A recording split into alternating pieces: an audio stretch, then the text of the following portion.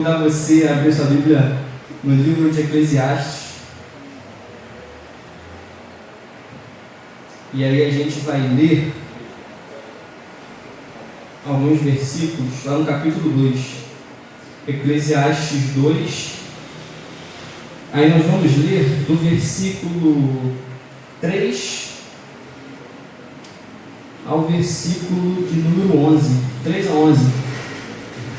Você pode acompanhar comigo aqui, nessa versão, NVT. Diz assim: depois de pensar muito, resolvi me animar com o vinho.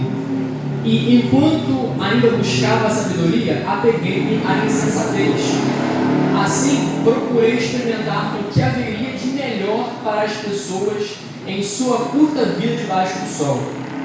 Dediquei-me a projetos grandiosos, construindo casas enormes e plantando belos vinhedos.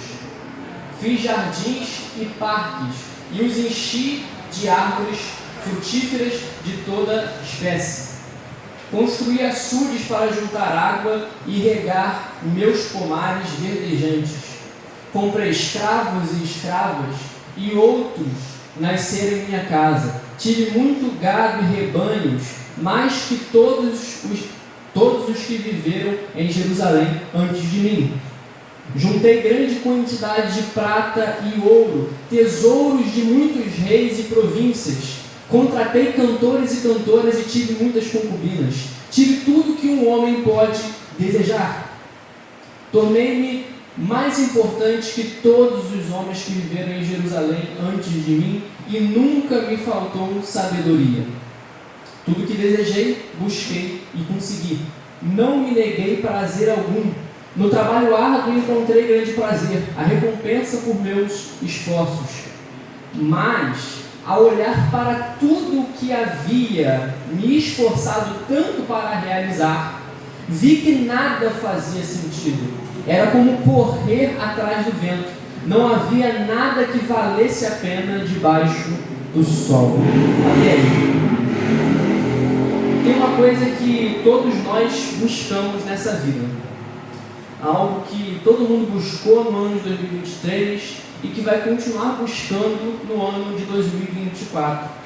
Apesar de sermos tão diferentes, nós temos gostos diferentes, personalidades diferentes, jeito diferente um do outro, mas todos nós buscamos uma coisa em comum, que é uma palavrinha de 10 letras, que é felicidade.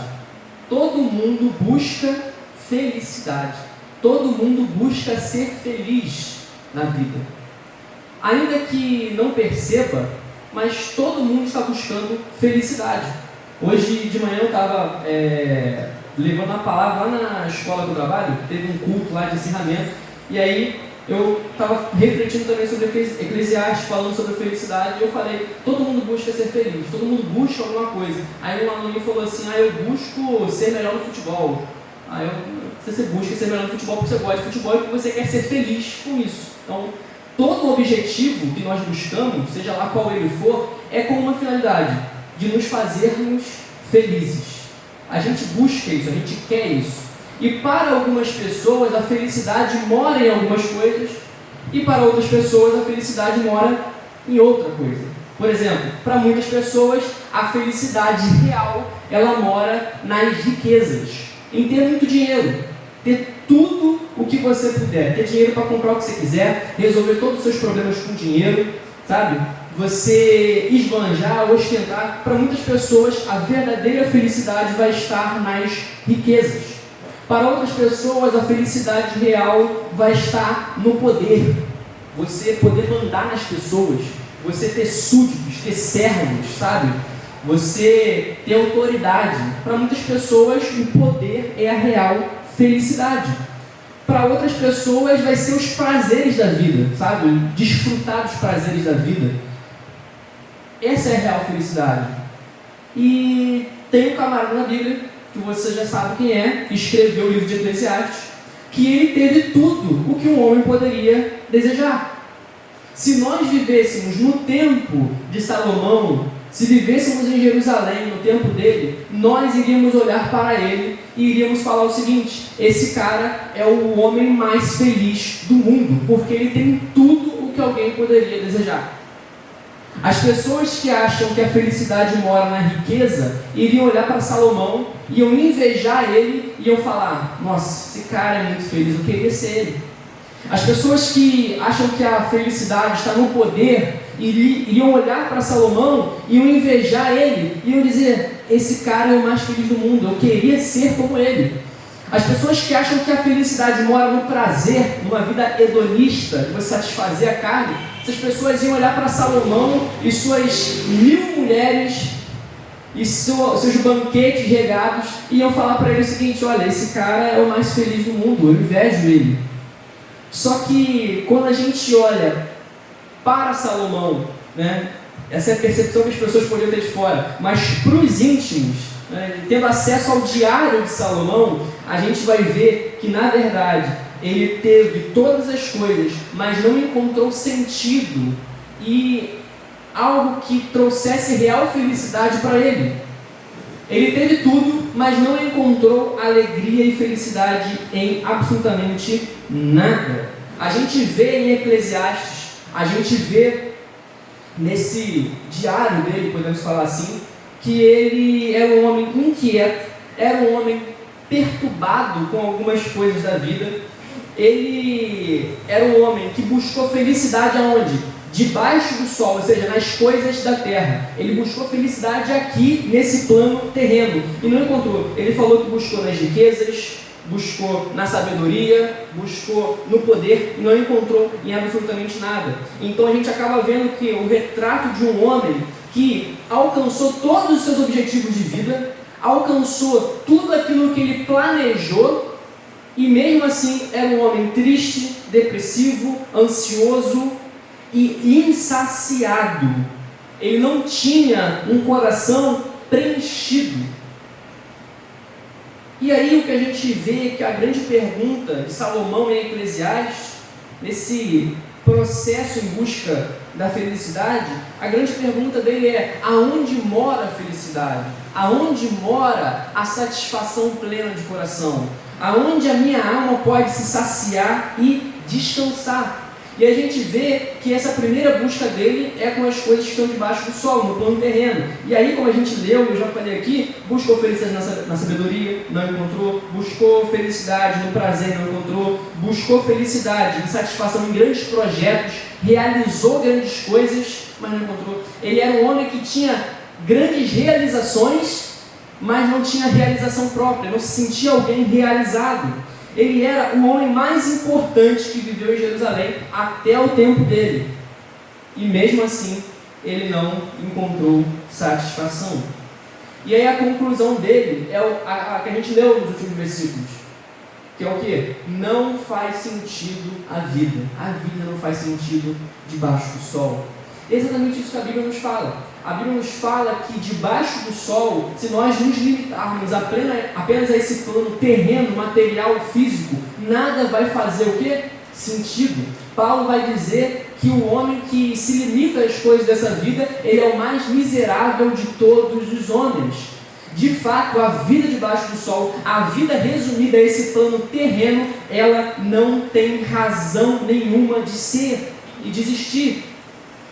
E aí a Bíblia vai nos dizer que o sentido da vida está para além desse plano material, além desse plano físico, desse plano terreno. O sentido da vida não está naquilo que a gente pode encontrar debaixo do sol, mas sim naquilo que a gente encontra acima dele.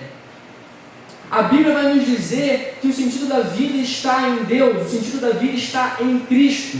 E Paulo, quando ele escreve aos Colossenses, ele vai dizer que as coisas realmente importantes da vida não são aquelas coisas que nós podemos ver, tocar ou sentir, mas na verdade as coisas mais importantes da vida são aquelas que nós nem podemos enxergar, aquelas coisas que nós nem podemos ver, nem podemos tocar, nem podemos sentir.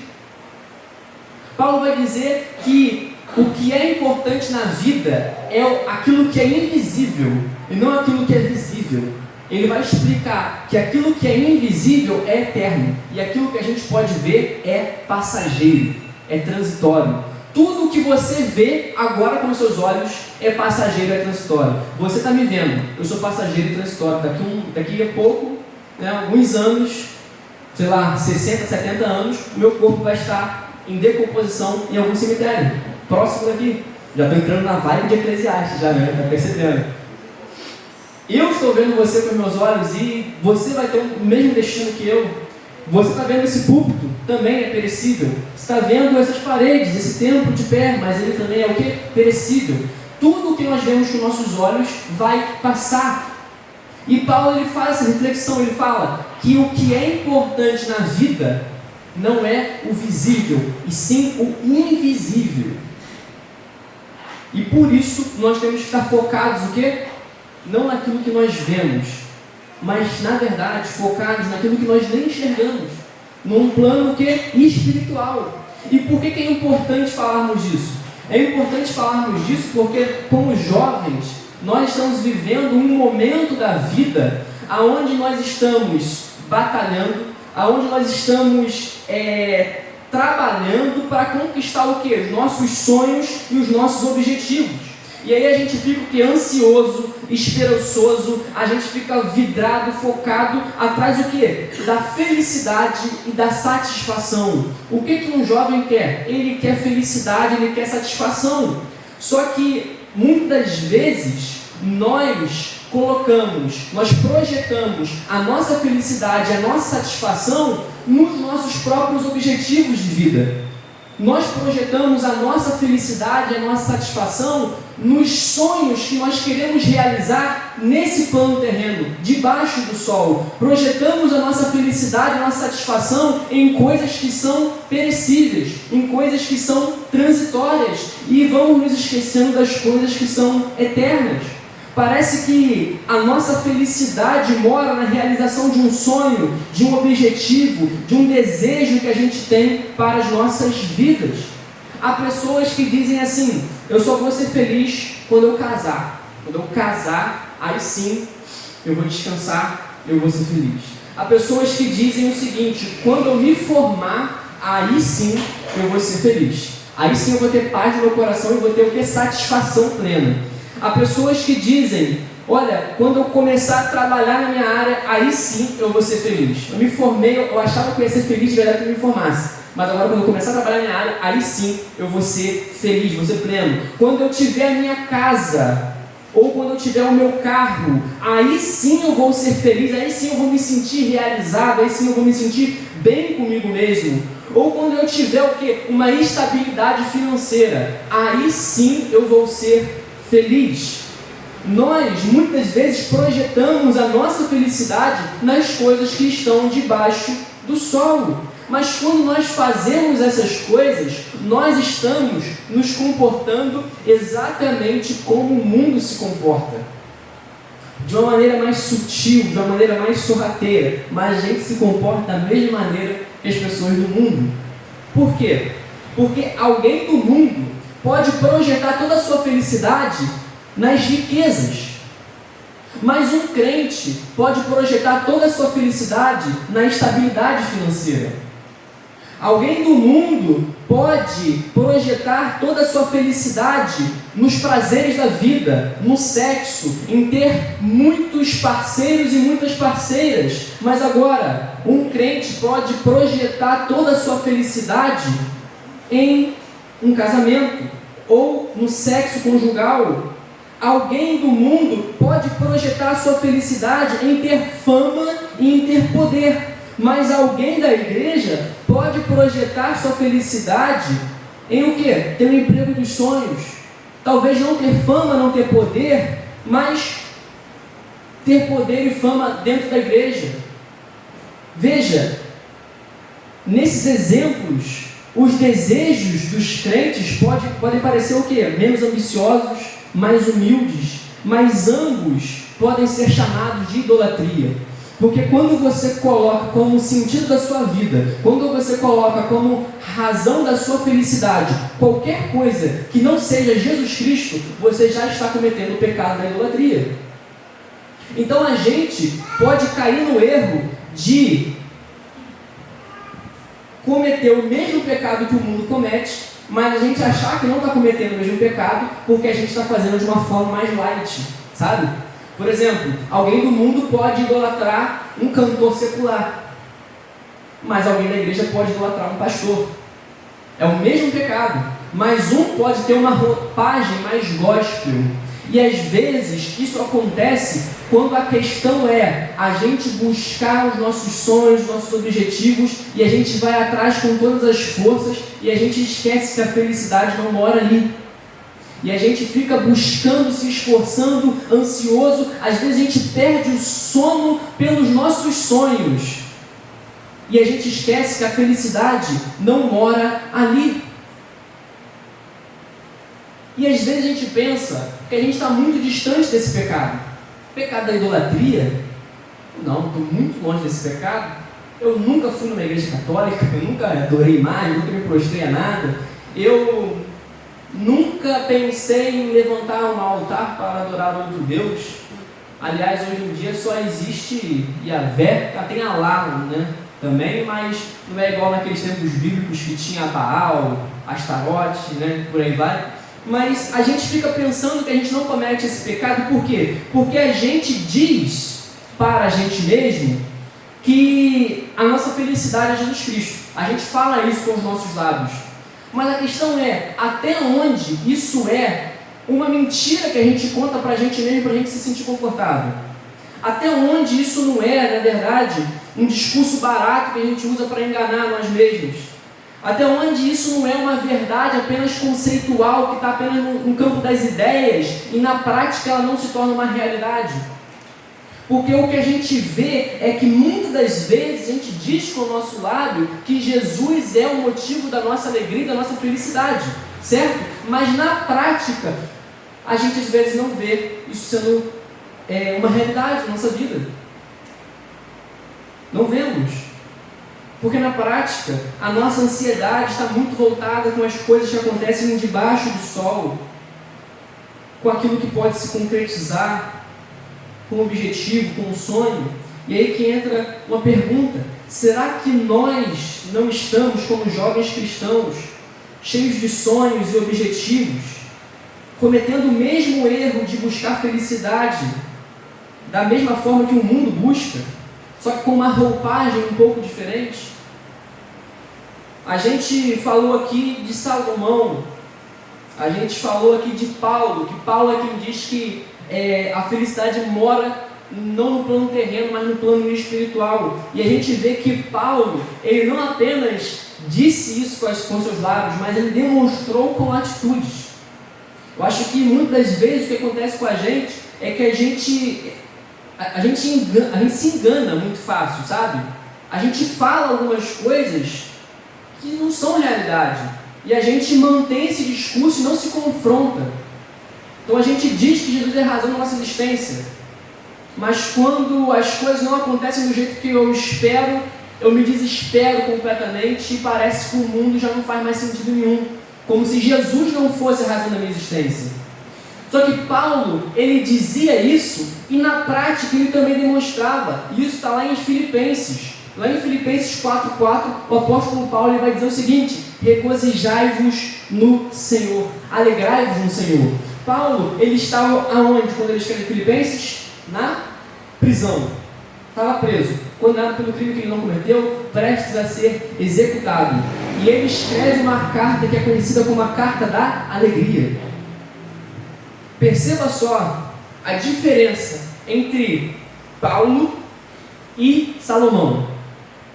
Salomão estava no alto do seu palácio, experimentando todos os prazeres que o mundo tinha a oferecer.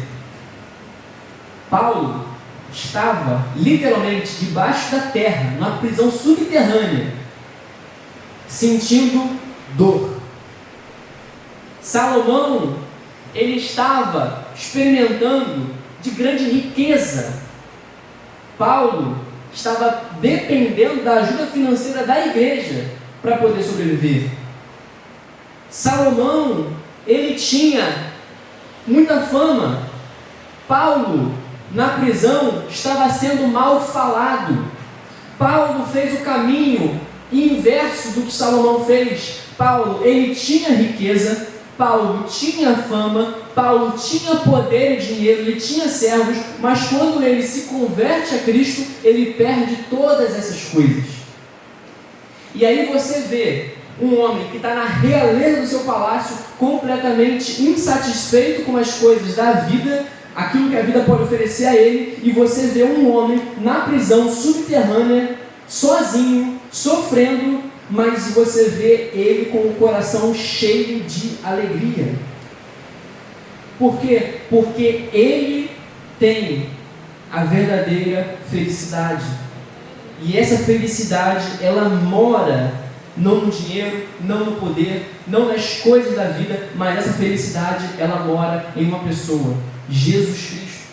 Ele é a felicidade. Ele promete nos dar essa satisfação. O mundo não promete, mas Jesus ele falou o quê? Da água que eu te der de beber, você nunca mais voltará a ter sede. Eu sou o pão da vida, e quem comer desse pão nunca mais voltará a ter fome. Jesus ele promete nos saciar por completo, e é exatamente isso que nós buscamos. O problema é que muitas vezes nós vamos para fontes erradas. O apóstolo Paulo ele vai dizer lá em Filipenses o que? Posso todas as coisas naquele que me fortalece. E esse não é um versículo triunfalista, como eu vou vencer todas as adversidades. Não, esse versículo está dizendo, eu posso passar fome aqui na prisão, eu posso passar frio aqui nessa prisão, eu posso ser mal falado lá fora, eu posso não ter riqueza, meus sonhos, meus objetivos podem não ter sido cumpridos e realizados, mas eu sou feliz porque a minha felicidade mora em Jesus Cristo e não nas coisas do mundo. Nós precisamos nos lembrar disso constantemente, porque mais uma vez, como jovens, estamos buscando muito as coisas da vida, e não há nada de errado nisso. Não há nada de errado em você buscar o quê? Se casar, ter a sua casa, ter o seu emprego, se formar, absolutamente nada de errado, isso é certo. Se você não fizer isso, você está sendo o quê? Um vagabundo, é verdade? Mas agora, quando nós projetamos nessas coisas a nossa felicidade, nós estamos caindo em uma arapuca. Nós estamos sendo cercados por um laço que vai nos deixar preso. E aí muitas vezes a gente está buscando essas coisas e a gente esquece de ser feliz no processo. Porque se a Bíblia está certa sobre a felicidade, que a felicidade mora em Cristo, e você tem Cristo no seu coração, isso quer dizer que você não será feliz, você já é feliz. Você não vai encontrar satisfação quando isso ou aquilo que você planeja acontecer. Não, você já é completamente satisfeito em Cristo Jesus. O que acontece muitas vezes é que nós estamos olhando tanto para as coisas materiais e terrenas que nós nos esquecemos dessa alegria que mora no nosso coração. Nós perdemos muitas vezes a felicidade que já mora dentro de nós, porque nós estamos olhando muito para as coisas que são passageiras. A sua felicidade não pode morar nas coisas do mundo. Sua felicidade deve estar em Cristo Jesus e apenas nele. Você não precisa de mais nada. Paulo chegou a um ponto na vida dele que ele não tinha nada, só Cristo. Era só ele e Cristo na prisão, e ele estava completamente alegre. Eu aposto que Paulo ali na prisão, ele estava muito mais alegre do que eu e do que você. Paulo na prisão estava muito mais alegre do que os irmãos a quem ele está direcionando essa carta, que era a igreja de Filipos. Imagina só, o pessoal livre lá em Filipe, de boa. Vai chegar a carta de Paulo aí, Paulo está numa situação difícil, né? O que ele vai falar pra gente? Ele está desesperado, tadinho. Vai escrever pedindo ajuda, vai escrever falando, olha só o que eu estou passando aqui, estou triste, sei o quê. Não, o cara escreve uma carta dizendo mais de 16 vezes, olha, se alegre no Senhor, porque eu estou alegre, se alegre no Senhor. Isso aqui é uma lição de vida. Isso aqui é o que é o Evangelho. É Cristo ser tudo para você. É Cristo ser tudo na sua vida. E a gente tem que buscar exatamente isso. Cristo tem que ser o nosso tudo, ao ponto de você não depender de nenhuma circunstância da vida para ser feliz. Você não tem que depender de nada dessa vida, de nenhuma circunstância para ser feliz. E a gente encerra lendo Abacuque. Eu sempre vou em Abacuque. E sempre vou em Filipenses também, né? O pessoal que está acostumado a estar enjoado já. Abacuque capítulo 3.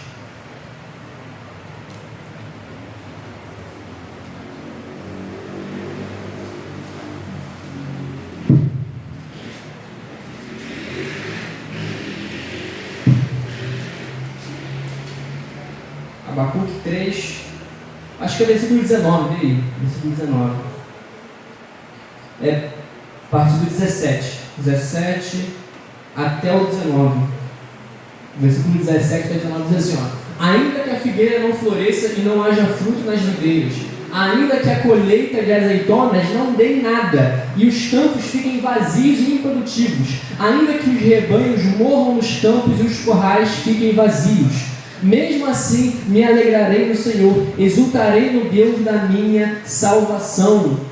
O Senhor soberano é a minha força, Ele torna meus pés firmes como os da corça, para que eu possa andar em lugares altos. Aqui está falando algo para a gente. Não importa as circunstâncias, não importa se o mundo está caindo na sua volta, não importa se o seu desejo, o seu sonho não está sendo concretizado. O que importa é que você já tem tudo que você precisa, e tudo que você precisa é Jesus na sua vida. Busque alegria nele, deleita-se em Cristo, e Ele encherá cada vez mais o seu e o meu coração. Vamos orar? Senhor meu Deus, nós queremos te agradecer por tua palavra. Te agradecemos, Deus, porque o Senhor fala conosco, o Senhor ministra os nossos corações exatamente aquilo que nós precisamos ouvir. Queremos te pedir, Deus, perdão pelos nossos pecados, pelas nossas falhas, e te pedir, Deus, que essa palavra ela possa ser ministrada, Deus, pelo Seu Santo Espírito no nosso coração, que a gente possa entender, compreender e vir a colocar em prática, Deus, tudo que nós ouvimos, que a nossa alegria de verdade possa estar em Ti, Deus, que nós possamos buscar sim, Deus, realizar os nossos sonhos, nossos objetivos nessa vida, que o Senhor continue nos abençoando, nos dando força para tudo isso, mas que isso não venha a ser, Senhor, a razão da nossa vida, que isso não venha a ser, Deus, o motivo da nossa alegria, mas que o motivo da nossa alegria possa ser sempre o Senhor, Deus. Que o Senhor possa ser o centro do nosso coração, Pai. Nos encha, Deus, de alegria, nos encha, Deus, mais e mais do Teu Santo Espírito a cada dia, e que nós possamos transbordar, Deus, para as pessoas que estão à nossa volta. Em nome de Jesus é que nós te pedimos.